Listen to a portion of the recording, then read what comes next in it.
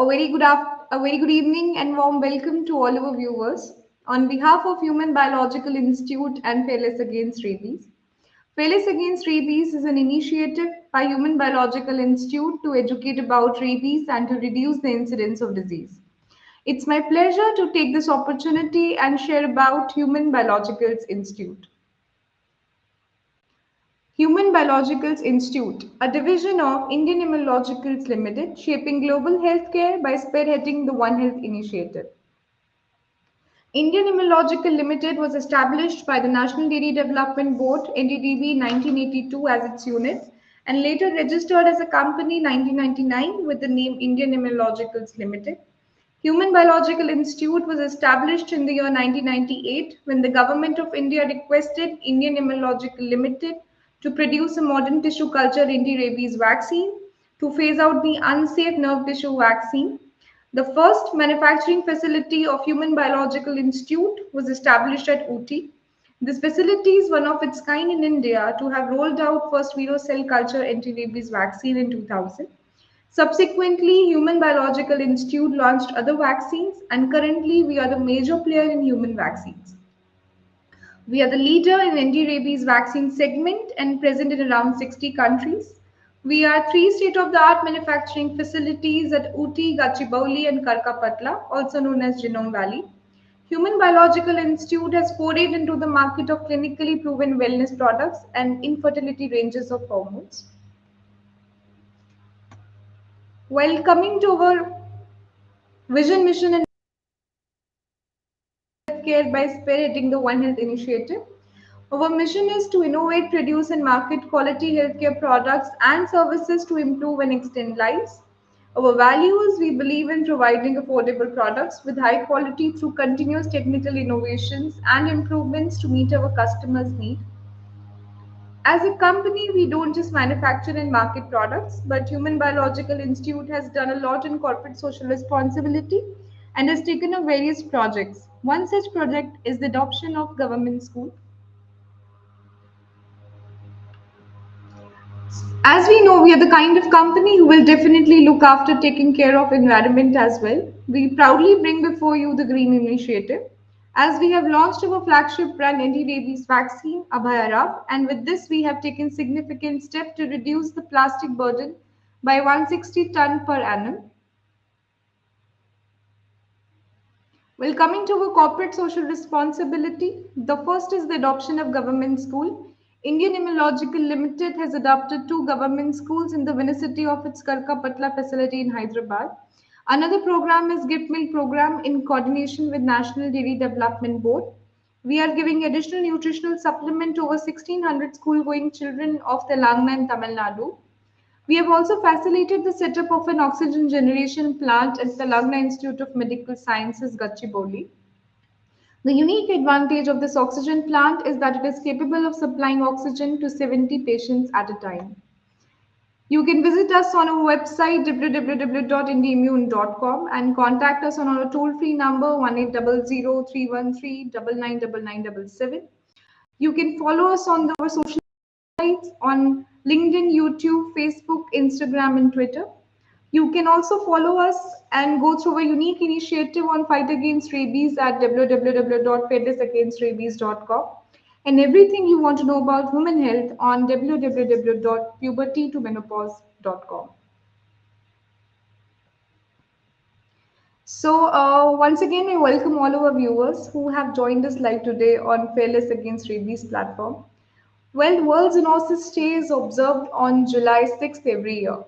It is dedicated to raising awareness about the zoonotic disease.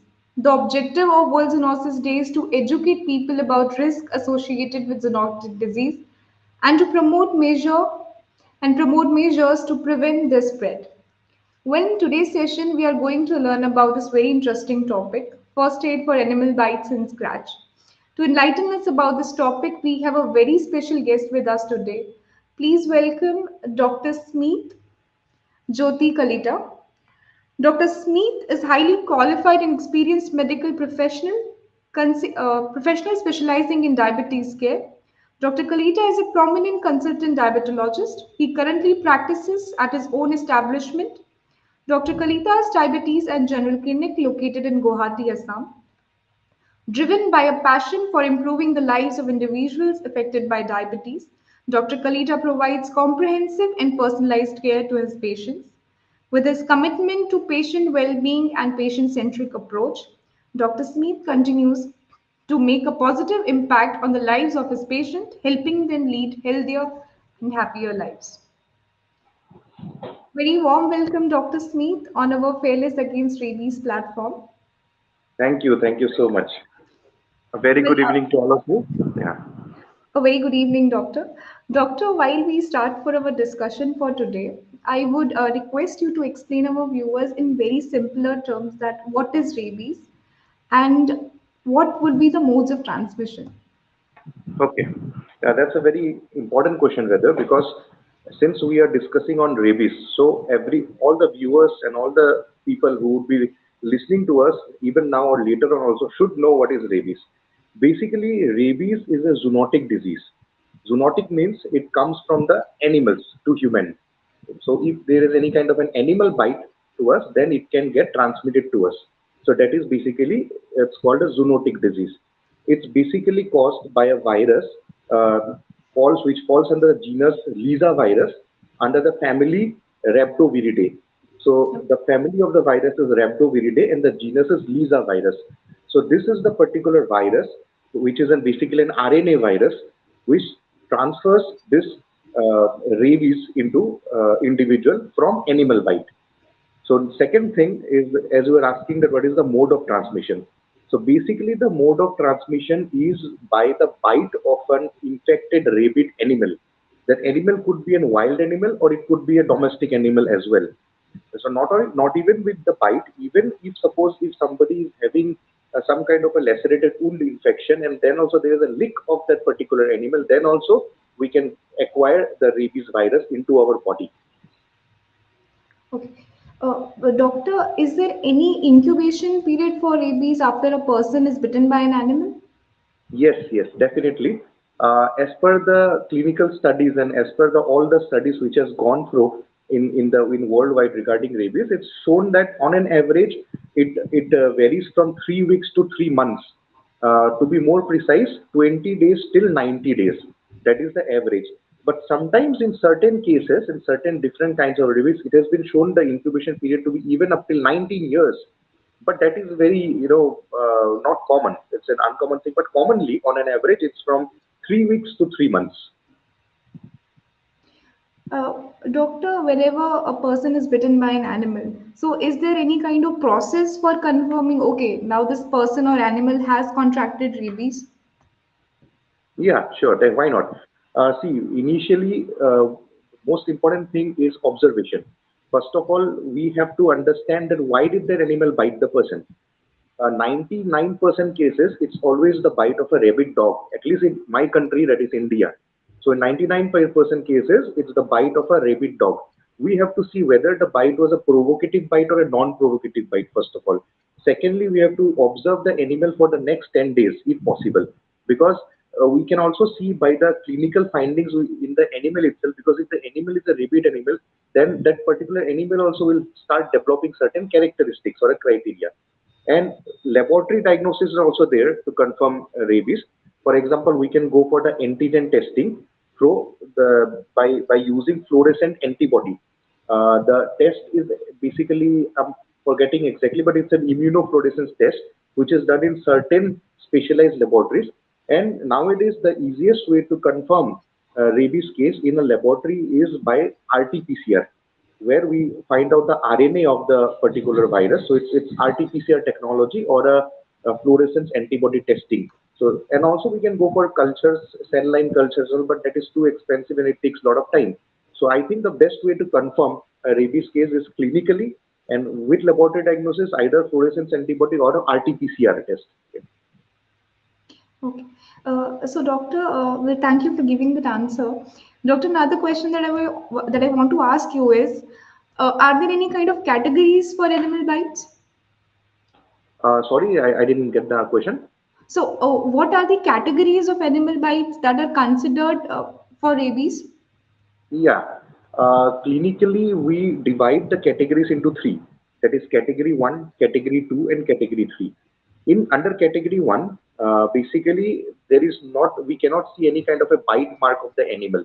It could be because of the licking. Suppose if there is any rabid animal and the animal has licked you, or suppose there is on an intact skin there is some kind of small abrasion and all. So that comes under category one. In category one, just basic preventive measures are necessary. That is washing the area with soap and water, and we don't have to go for any such kind of a treatment. Only thing is that we have to observe the animal. Category two is when a particular bite is confirmed, animal bite. For example, the animal teeth have entered into the skin or into the fascia. So in those conditions, we can observe the wound. That comes under category two. And in category two, it's important to start anti-rabies vaccine. Category three is like a deep bite or a deep wound is there, or even the saliva of the animal going into some kind of a already existing lacerated wound in the human body. So those comes under category three. And in category three, we along with the rabies vaccine, we also should give human immunoglobulin as well. So those are the three categories or the criteria for clinically, treating a case of rabies. Doctor, as you mentioned about these categories, so exactly how should one manage animal bite? Yeah. First and most foremost thing that one should know that which particular animal has bitten the person. That is very important because in India, as myself as a consultant, I often get cases with dog bites, cat bites, and all. But interesting thing is that in India, any animal bite should be considered as a important parameter for rabies, except rat bite. So if rat bite is there, we don't need anything except a TT injection. But any other animal bite, we have to consider it as a prophylactic measure for rabies. Now, your question was that what to be done when a particular animal is bitten, right? So nothing to be get panicked in that situation. Only thing is that immediately we have to wash the area with soap and water.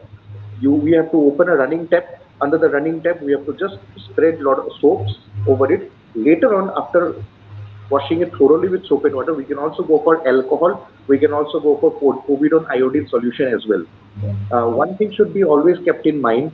Sometimes there are certain ferocious dogs having rabies who has bitten a person, has taken out the muscle as well. No, it's a deep wound. A lot of bleeding is going on. We should never ever stitch that particular thing because stitching it helps in spreading the virus more.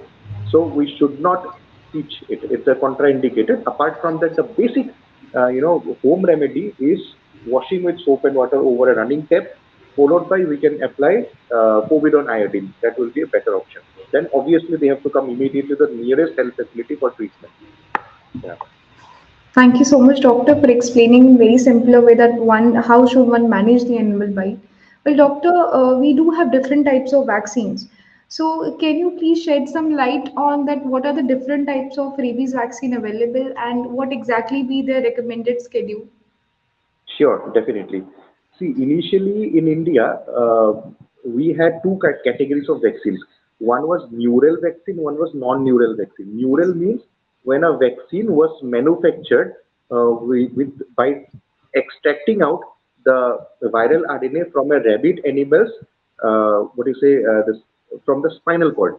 But that particular vaccine has got a lot of side effects. It has got a lot of neurological side effects. It can cause encephalitis and all. That's the condition.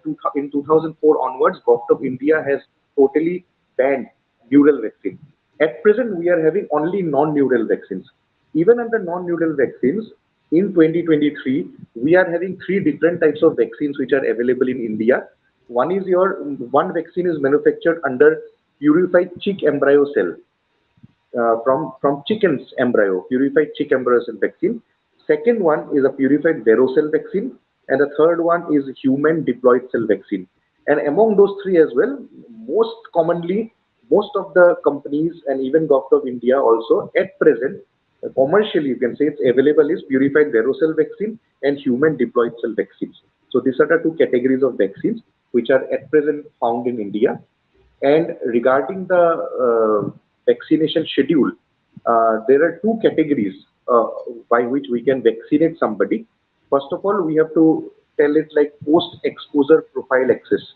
This is the only vaccine where we give it post-exposure. Suppose after a person has been bitten, we give.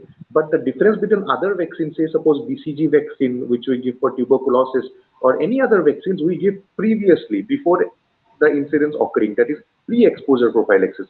Rabies vaccine, one remarkable feature is the post-exposure prophylaxis. So under this also there are two regimes. One regime is intramuscular. IM. One of the best example is Abhairab, as you have already stated, because it's commercially available everywhere. It's a very good vaccine. I think it is probably derived from human diploid cell vaccine only. And as an example, if you say Avairab, then we have to give it intramuscularly, IM. So there are 5 doses has to be taken on day 0, followed by day 3, followed by day 7, followed by day 21 and day 28. Day 0 meaning on the very first day when the animal has bitten the person.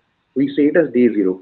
So we give it an intramuscular injection of 0.5 ml to 1 ml at max, and generally it is given in the deltoid region of the body. And as I stated, 0, 3, 7, 21, 28. That means total 5 doses of intramuscular vaccine. The second category of vaccine, which is commonly present in India, now it is started in most of the government hospitals, is intradermal vaccine. That is just like a BCG vaccine, only intradermal. However, the difference between intramuscular and intradermal is that 2 doses are given at the same day. Zero point 0.1 ml on one deltoid, again zero point 0.1 ml on the other deltoid, days 0, 3, 7, and 28. So those are the two regimes of vaccination. Thank you, doctor, for mentioning about the vaccination, about the purified varicella Abhera, as well as the other. Doctor, the another question that I want to ask you is that, there's, as you mentioned about the recommended vaccination schedule for risk of exposure. So, can you once again tell our viewers once again that what is the recommended vaccination schedule, because your voice was lost in between. Okay, sure, sure. See, what I'm saying that at present there are two regimes. Number one, first regime is a IM, intramuscular. That means in the muscle we have to give.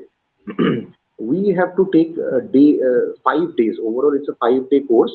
Day 0, day 3, day 7, day 21, and day 28. Day 0 states for the very first day when the animal has bitten the person. That is day 0. So on that particular first day itself, we have to give 0.5 ml till maximum 1 ml of dose, generally given in the deltoid region of the body. So it's 0, 3, 7, 14, 28. Total 5, what do you say, in shots of injection. Another regime is intradermal, just like the BCG vaccine, intradermal. In that, we have to give subcutaneously. That means we don't have to push inside the muscle. We have to give subcutaneously. Only difference between the intramuscular and intradermal is that in intradermal, we have to give 2 shots in a particular day. Zero point 0.1 ml on one deltoid, again 0.1 ml on the other deltoid muscle. And another difference is that total 4 days, that is 0, 3, 7, and 28. Nowadays, in most of the government hospitals, intradermal has started.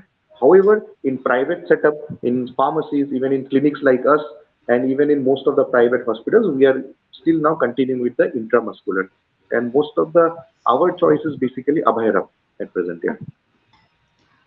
Well, thank you so much, doctor, for answering all the questions. Doctor, it's time we take some audience questions. Yeah, sure. So the first question that we have received is, doctor, is there any age limit for receiving the rabies vaccine? No, no. Even see, suppose we have got cases where even infants are also bitten by dogs. Infants, small babies, small kids, 1 year old, 2 year old. Even for them also, we can easily go for the rabies vaccine. First, the dose has to be half of what adult is getting. Okay, doctor. So another question is, are there any specific consideration for older individuals receiving the rabies vaccine? No, nothing as such. Nothing. There is no consideration. There is no, because nowadays the vaccines which is there in the market, there is no side effect as such. As I already stated previously, when in India we used to have neural vaccines. in the previous century, that time there were certain adverse effects which were seen in the elderly age group. That is, people used to develop certain neurological defects. Even some people, even in small children, they used to develop encephalitis. Now, because these vaccines are quite safe, those are non-neural because they are not taken from a nervous system of a rabid animal. These are basically produced and manufactured in the laboratory by recombinant DNA technology. So nowadays there is no issue, there is no side effect, so nothing to do with any of the age group. Yeah. Okay, thank you so much, doctor. There's another question, viewer asking that are there any risk to the fetus if a pregnant woman is exposed to rabies and receive the rabies vaccine? No, nothing, nothing, because the rabies vaccine doesn't enter the placenta. Nothing. Thank you so much, doctor, for answering all the audience questions. Doctor, Yeah. before we conclude, I want to ask you that what is the most crucial information about the rabies that the general public should be aware of? Yeah. See, now, if you see worldwide, every year, 1,55,000, if I'm not wrong, 1,55,000 people die due to rabies. Yes. And it's present in almost 150 plus countries. To be more precise, I think 156 countries at present, which is having rabies as an endemic disease.